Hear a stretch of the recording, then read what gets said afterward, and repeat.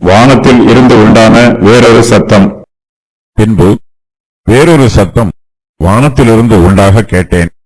அது, என் ஜனங்களே, நீங்கள் அவளுடைய பாவங்களுக்கு உடன்படாமலும் அவளுக்கு நேரிடும் வாதைகளில் அகப்படாமலும் இருக்கும்படிக்கு அவளை விட்டு வெளியே வாருங்கள். அவளுடைய பாவம் வான பரியந்தம் எட்டினது. அவளுடைய அநியாயங்களை தேவன் நினைவு கூர்ந்தார். அவள் உங்களுக்கு பலனளித்தது போல நீங்களும் அவளுக்கு பலனளியுங்கள். அவளுடைய கிரியைகளுக்கு தக்கதாக அவளுக்கு இரட்டிப்பாக கொடுத்து தீருங்கள். அவள் உங்களுக்கு கலந்து கொடுத்த பாத்திரத்திலே இரட்டிப்பாக அவளுக்கு கலந்து கொடுங்கள்.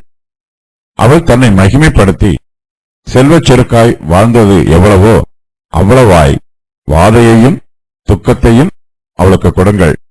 நான் ராஜஸ்திரியாய் வீற்றிருக்கிறேன், நான் கைம்பெண் அல்ல, நான் துக்கத்தை காண்பதில்லை என்று அவள் தன் இருதயத்திலே எண்ணினாள்.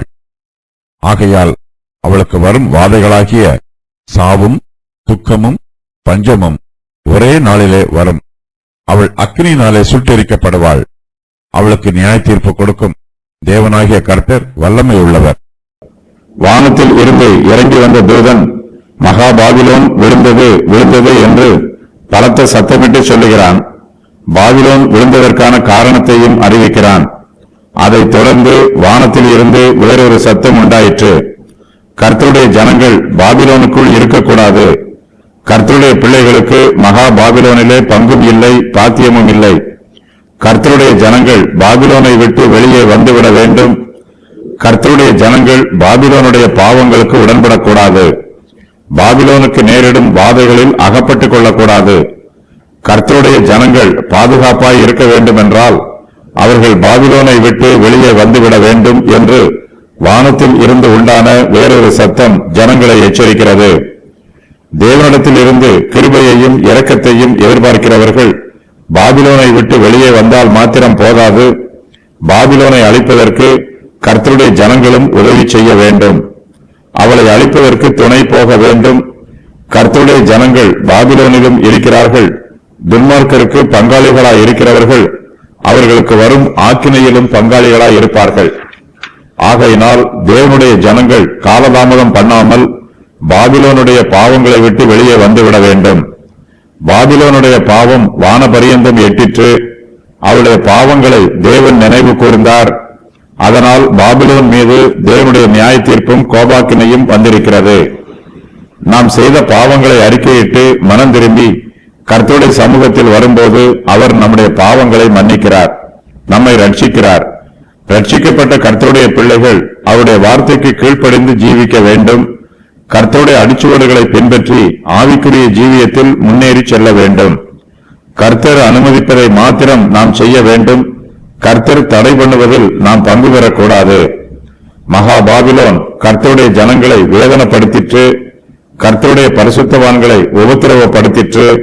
பாபிலோன் தங்களுக்கு பலன் அளித்தது போல கர்த்தருடைய ஜனங்களும் அவளுக்கு பலன் அளிக்க வேண்டும் என்று வானத்தில் இருந்து உண்டான சத்தம் சொல்லிற்று. மேலும் அவளுடைய கிரியைகளுக்கு தக்கதாக அவளுக்கு இரட்டிப்பாக கொடுத்து தீருங்கள். அவள் உங்களுக்கு கலந்து கொடுத்த பாத்திரத்திலே இரட்டிப்பாக அவளுக்கு கலந்து கொடுங்கள் என்றும் வானத்தில் இருந்து உண்டான சத்தம் சொல்லிற்று. கர்த்தர் பாவிகளை தண்டிக்கிறார். பாவிகளுடைய பாவங்களின் அளவுக்கு தகுந்த பிரகாரம் கர்த்தருடைய தண்டனையின் அளவும் இருக்கும். பாபிலோன் தன்னை மகிமைப்படுத்தினால் செல்வ செழிப்பாய் வளர்ந்தாள். அந்த அளவுக்கு அவளுக்கு வாதையும் துக்கமும் கொடுக்கப்படும். பாபிலோன் தன்னை பற்றி மிகவும் பெருமையாய் பேசினாள். தன்னுடைய இருதயத்திலே பெருமைப்பட்டாள்.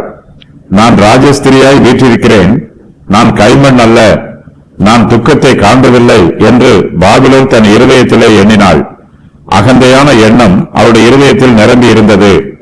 அவருடைய இருதயத்தின் அகந்தைக்கு தக்கதாய் அவளுக்கு வாதையும் துக்கமும் கொடுக்கப்படும். பாபிலோனுக்கு எல்லாவித வாதைகளும் ஒரே நேரத்தில் வருகிறது, திடீரென்று வருகிறது. பாபிலோன் அதிர்ச்சி அடையத்தக்கதாய் எல்லா பேரழிவுகளும் ஒரே நேரத்தில் சடுதியாய் வருகிறது.